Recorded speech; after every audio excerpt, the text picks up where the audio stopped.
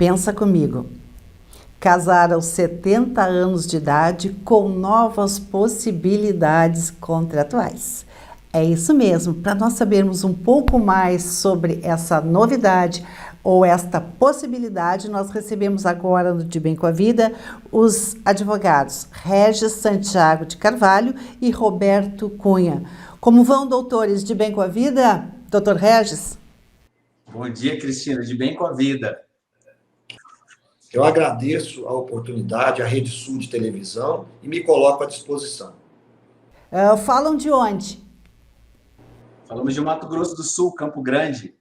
Opa, terra da fartura. Doutor Regis, começo com o senhor, inicialmente parabenizando pelo livro da autoria de ambos, Os Efeitos Patrimoniais da União Estável na Terceira Idade. Como assim?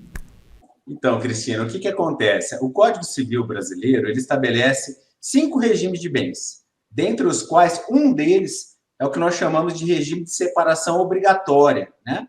E o que se vincula a esse regime de separação obrigatória?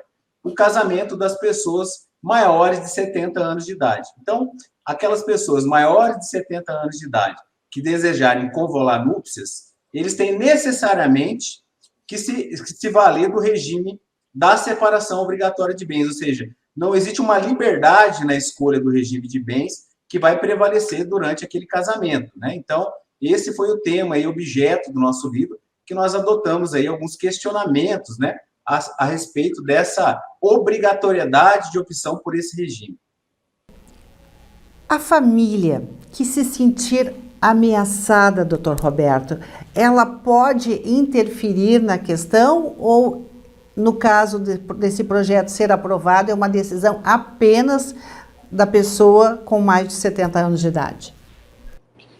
Cristina, essa regra é uma norma de ordem pública, o que significa dizer que é obrigatório o cumprimento para aqueles maiores de 70 anos, ou seja, a família não tem como interferir caso o idoso queira se casar, obrigatoriamente hoje deve fazê-lo pelo regime de separação de bens. O idoso, eu digo, maior de 70 anos.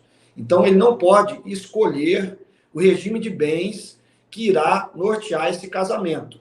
Tá? E por isso, nós sustentamos nessa nossa obra, primeiro, que existe uma lacuna legislativa em relação à união estável.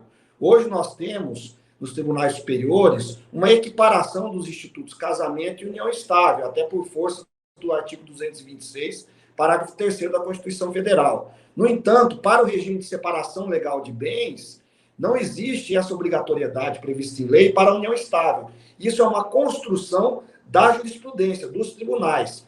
Então, tanto o casamento como a união estável, para aqueles que têm mais de 70 anos, obrigatoriamente devem fazê-lo sob regime de separação de bens. E o que nós sustentamos nessa obra, Cristina?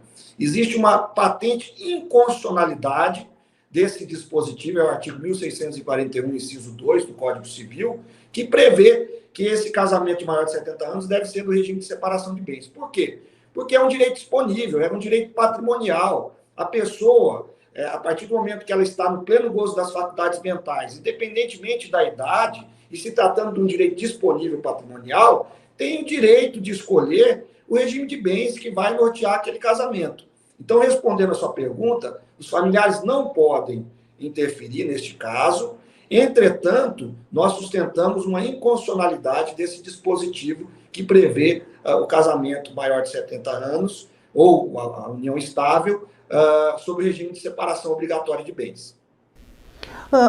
Doutor Roberto, da onde surgiu essa ideia de escrever um livro sobre este tema? Nós tivemos um caso concreto, eu e o doutor Regis, nós fomos até o STJ para poder prevalecer o direito do nosso cliente. E nós tivemos êxito nessa questão. Então, a partir daí, de uma análise profunda que nós fizemos sobre o tema, nasceu essa ideia de nós concretizarmos uma obra nesse sentido, haja vista que existe uma carência em relação à bibliografia dessa matéria em âmbito nacional. Então, nós, a partir do momento que tivemos uma casuística, um caso concreto, tivemos a ideia de construir uma obra abordando esse tema, que hoje, para a nossa felicidade, nós lançamos a obra no dia 17 de agosto, e no dia 29 de setembro, o STF afetou a matéria, quer dizer, levou essa matéria para o plenário para decidir a questão de maneira definitiva, e essa decisão do STF que vai ser tomada vai definir a questão em todo o país, vai dirimir essa questão, se é constitucional ou não, essa regra que impõe o regime de separação de bens para os maiores de 70 anos. Doutor Roberto e doutor Regis, com a experiência e expertise durante esse tempo todo de advocacia, ainda persiste aquilo que nós chamávamos de golpe do baú? O legislador, né, quando ele estabeleceu esse regime de separação obrigatória de bens aos maiores de 70 anos, foi justamente essa, né? O que nós defendemos, na verdade, Cristina, é a questão da sanidade mental, né? Se a pessoa tem rigidez mental, né, por que não deixar ao seu critério na escolha pelo regime de bens do casamento? E é importante destacar também que a Convenção Interamericana sobre a Proteção dos Direitos do Idoso, lá no artigo 7º, ele estabelece como princípio, né, a autonomia e a independência do idoso. Então, veja que a nossa própria Constituição Federal, ela incorpora isso no ordenamento jurídico brasileiro, porque o Brasil é signatário dessa convenção, né? E o Código Civil, por sua vez, que é uma norma, vamos dizer assim, inferior, uma norma infraconstitucional, né? Estabelece uma imposição de regime de bens obrigatórios. Então, veja, existe uma discrepância, né, entre o próprio ordenamento constitucional e o ordenamento infraconstitucional. Então, o que nós defendemos, embora seja legítima essa preocupação do legislador, né, é que nós estabeleçamos aí um parâmetro dentro de um regime de sanidade mental. Ora, se a pessoa está em pleno exercício de suas faculdades mentais, podendo exercer, inclusive, cargos eletivos, ou mesmo dentro do serviço público, nós sabemos que hoje o tempo máximo aí de idade para permanência no serviço público é de 75 anos. Então, veja bem, como que nós vamos estabelecer um parâmetro limitatório de idade aí a partir dos 70 anos para daí presumir uma eventual, vamos dizer assim, insanidade mental ou mesmo diminuição, né, do seu senso crítico, do seu senso de opinião, de livre escolha, etc. Né? Então, é justamente isso que nós tentamos defender no nosso livro, né, para tentar formar uma opinião, né, dentro da jurisprudência, da doutrina, acerca da livre manifestação das partes, acerca do regime de bens que vai, então, reger aquela relação a partir de então, né? Então, basicamente, eu creio que seja isso, né? Nossa preocupação, como eu disse, é tão somente em relação à sanidade mental, é isso que deve ser observado. Até bem aliado ao movimento internacional em defesa de autonomia da pessoa idosa, né, que eclode no planeta todo.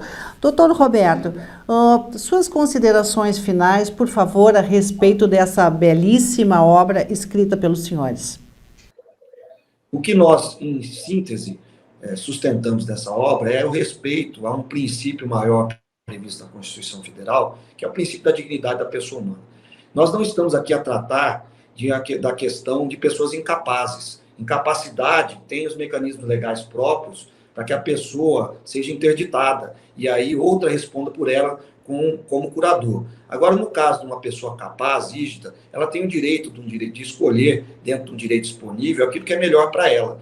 E isso vai ao encontro desse princípio que é um princípio maior da dignidade da pessoa humana, que é um vetor constitucional. Então, em síntese, essa é a nossa ideia principal da obra e que esperamos que encontre eco no Supremo Tribunal Federal através do julgamento desse recurso extraordinário 130.9642, que afetou a matéria e vai definir de uma vez por todas essa questão. Doutor Regis, qual a sua expectativa em relação à aprovação desse projeto? Nós temos uma expectativa muito grande, Cristina, como eu te falei, nós temos aí fundamentos constitucionais, né, até de tratados internacionais, etc. Então, assim, o que a gente procura e espera desse julgamento? É que haja realmente uma pacificação, né, nas relações sociais e jurídicas, né, de modo a que essas pessoas que necessitarem, então, iniciar uma nova, vamos dizer assim, uma nova relação, ou ainda que seja uma relação antiga, mas formalizar realmente uma relação mais íntima, né, mais formal, que é o casamento, né, que elas possam ter realmente essa liberdade de escolha acerca do seu regime de bens. E a nossa expectativa é muito boa, nós ficamos realmente muito felizes, né, em ter lançado um livro cerca de 30 dias antes da afetação da matéria perante o Supremo Tribunal Federal. Então, a nossa expectativa ali é a melhor possível. Eu agradeço mais uma vez a oportunidade de estar podendo colaborar e contribuir com o tema e nos coloco à disposição também para eventuais entrevistas futuras. Cristina, muito obrigado, viu? Este tema com certeza vai dar o que falar e o que comemorar, porque nós podemos sim formalizar novas uniões com decisões contratuais. Muito obrigado pelos esclarecimentos e pela presença no De Bem com a Vida, o advogado Regis Santiago de Carvalho e eu também, advogado Roberto Cunha. Muito obrigado, gratidão.